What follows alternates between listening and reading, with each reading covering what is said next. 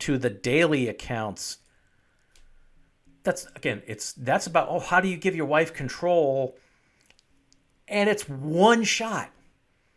That's not planning ahead for the family. This is all duct tape planning.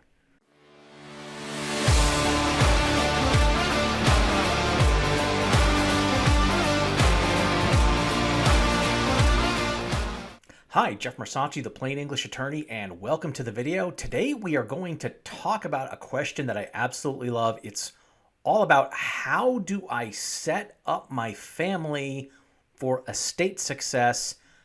Have no idea what I'm doing, and this is coming from a Reddit thread in r/estate planning. So let's jump right into the questions. In Virginia, setting up family for success. How should assets, liabilities be organized? Very new to all of this. Our third and planned final child is due any day now, and I want to get our family affairs properly set up. Currently, my wife lets me handle our family finances, and as a result, many things are in my name only. The only thing shared is a checking account and our mortgage. In my name are another checking, savings, 2 brokerage accounts, and the family vehicles. Each of us have our individual retirement accounts, and our kids have individual 529 and custodial savings with me as the custodian. Now that our family will be, quote, complete, I want to have things better established and organized. Seeing terms like living/irrevocable trusts, living wills, family LLC, incorporation, etc. Is there any best path? Are there any short/long-term tax benefits depending on which path you choose? Our current net worth is under $1 million, but still want to set my family up for success. Edit. We both also have employer-provided life insurance policies with each other as the primary beneficiary. So that was pretty well set up. Let's see what some of the other attorneys have in terms of giving advice before I give mine at the end. I'd look into getting term life insurance policies on both of you with 3 young kids and under $1 million in assets. If you're relatively young and healthy, they are very inexpensive. As far as accounts, assuming these are all marital assets, I'd make them all joint, even if you're the one handling things day to day. It sounds like a revocable living trust is likely not necessary. Okay. Yeah, not setting up for success here. Not necessary if you change the titling or at least add a POD/TOD on the accounts and cars. Virginia probate is not that bad. Well, I've heard all that before. You do need wills and powers of attorney. If you think it's important for educational videos like this to get out there, then please help us out by subscribing to the channel. Okay. Trying to set up your family for success does not mean doing joint accounts, because joint with the right of survivorship is good for one shot. That's it. One shot and that's it. If you die first, your spouse gets it. If your spouse dies first, your kid, then you get it. But everything else after both of you are gone ends up in probate, which, why would you do that? If you're trying to set things up for success, having stuff get pushed into a court system when it could be handled outside of it, there's no reason to do that. It depends on how complicated you want it to get. For the start, make a will, okay, which means probate. Accounts solely in your name don't matter much. It does matter to add a transfer on death form with the bank to avoid account ending up in a probate. These are just simplest thing you can do and cost minimal with 3 kids. How about life insurance? All right, once again, it's one shot. How is that really planning ahead and setting things up for the family? He didn't say, how do we set things up for one person passing on? Edited from the original poster, edited original post. My wife and I both also have policies through our employers in addition to supplemental policies. Okay. Use a password manager like Bitwarden, where your wife can have online access to all the accounts by only knowing one password. My cousin collapsed and died on a bike ride, and his family couldn't access any online accounts without passwords. Add transfer on death or update beneficiaries with all the financial institutions while you get around to adding her name to the daily accounts. That's about, how do you give your wife control? And it's one shot. That's not planning ahead for the family. This is all duct tape planning. Consult a Virginia estate planning attorney. You could either have wills or you could place your assets in a joint revocable trust. Okay, but in either case, you need powers of attorney and healthcare proxies as well, and more insurance if you have 3 young kids. Okay, finally, we've got a mention of going beyond just the first person passing on. Going through this initially was a little frustrating for me, and I think actually that was good because I really put in a detailed response that we'll get to. Make sure you're staying until the end. 3 young kids. Yeah, having a little bit more insurance, depending on the amounts. I mean, add more insurance. Well, what if your employer policies are $1 million each for you and your wife? That might be sufficient. Okay, so here's where we're getting to me laying things out. But this is a plan for long-term success with things that can be added. So look at how I'm putting this together structurally. There is a lot you can do and plan for, but based on your current situation, it's best to make things scalable. As time moves on and situations evolve, components can be added to the plan. Here are some ideas. Most of my clients look at a revocable living trust as the core of their estate planning in order to avoid probate of their estate, provide age and other limitations on beneficiaries, and keep the plan focused in one place, rather than trying to stay on top of naming beneficiaries on all of the different accounts they have and may change over time. Of course, this type of plan also includes powers of attorney, living wills, etc. In a lot of cases, this might be the extent of the planning with updates as situations change, but no added components to the overall plan. That's really the basic trust plan.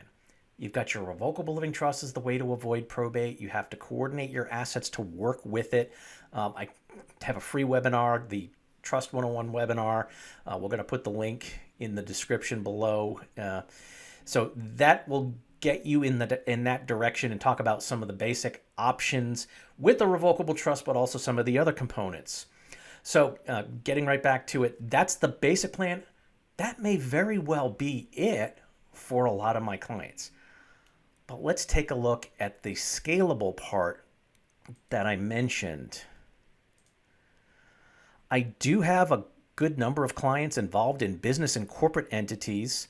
It might be appropriate. The most common in my practice are clients with rental property who will put them in one or more LLCs for liability protection. These entities are usually coordinated with the trust plan by the member interests or stock shares being owned by the revocable living trust. And if certain businesses are to go to specific beneficiaries, then the trust can allocate the appropriate shares to the correct beneficiary. If there are a lot of different and/or valuable businesses, then a family limited partnership is worth considering. Here's a video I did on that subject, and we'll also have a link for that below. So you see, this is where we're starting to add in, what if you've got some side businesses or you're a small business owner? Coordinating your business with your estate plan becomes critical. And especially if you're trying to set your family up for success, you shouldn't ignore that there's some link and some combination there so that your planning can be really, it's business succession planning in addition to estate planning. And talk with your accountant some of what you may be paying an attorney to assist with setting up the whole estate plan. Because it's incorporating businesses, some of that expense Depending on your accountant, it may be deductible. Check with them.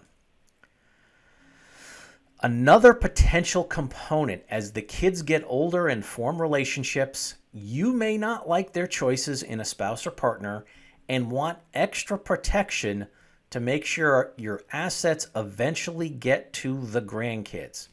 Right? You see, I really am looking ahead and keeping this scalable because they're talking about having their third and hopefully final kid. Unless the other two kids are significantly older, they're not even thinking about dating. They're still thinking about school and, play dates and stuff like that. There's no polite way to discuss the situation without just coming out with it. So it's basically, quote, I distrust my child's spouse so much that I know if my child dies and leaves the inheritance I left them, within a year, that spouse would be remarried, and I don't want my money going to my daughters-in-law or sons-in-law, next spouse, and stepkids. I want it to stay in my family. That's where generational trusts come in. Instead of each of your children getting an inheritance outright, it is held in their own protective trusts with the trustee in control during their life. So that's it. It stays within the trust, and those major purchases also then stay transactionally into the trust, so it's protected, and it's protected from a lot of things, as you'll see. It's not just from an inheritance going to the spouse and then them doing something with it. Major assets such as real estate can be made with the trust purchasing it and owning it, and that child being able to use the house, but they don't own it in their name. If done right, this provides protection from lawsuits, bankruptcy, disability, and divorce. And when your child passes on, it goes to the grandchildren. Or if that child didn't have any descendants, then to the trusts for your other children and on down the line. This is also usually coupled with IRA trusts for each child to likewise protect inherited retirement accounts from the same vulnerabilities while maximizing potential income tax savings. For more information on this, I have a whole free webinar on what I call in-law protection planning, but I don't want to plug myself here, so please message me if you want that link. So yeah, there's this whole other thing, a level of protection to protect, again, like you said, I want the family protected. I want to set the family up for success. You're setting your kids up for success, so it's protected, but then you're also protecting these grandchildren. Now, like I said, this can be added later. It doesn't have to be part of your initial setup, but you do want your revocable living trust to reflect that these things may be coming into play down the road. The good thing about the corporate entities and protective trusts are they can be added later and merged with the initial revocable living trust plan if and when the need arises. And they don't have to be set up initially. It's just good to know these options are out there. I hope that helps, but feel free to message me if you want to look at these or other issues, but unfortunately, I'm only licensed in North Carolina. So let me make a note on that. While I'm only licensed in North Carolina, I am part of a network that does have attorneys in a bunch of different states. So I'm also able to kind of be hired as a consultant, but we got to work through the attorneys licensed in those states. Nope, not going to take another bar exam the way I study and take it seriously. For close to 6 months, I was practically killing myself studying almost every free hour that I had, getting up at 4:30 in the morning, driving to work, listening to everything on audio on the drive, and I'm not going to do it again, but I can work with the good attorneys in those other states. All right, so I hope you found that information useful and intriguing, and hopefully you can start to sketch out some things that you may want. Like I said, we've got a good free webinar, and we've also got courses at theplainenglishattorney.com.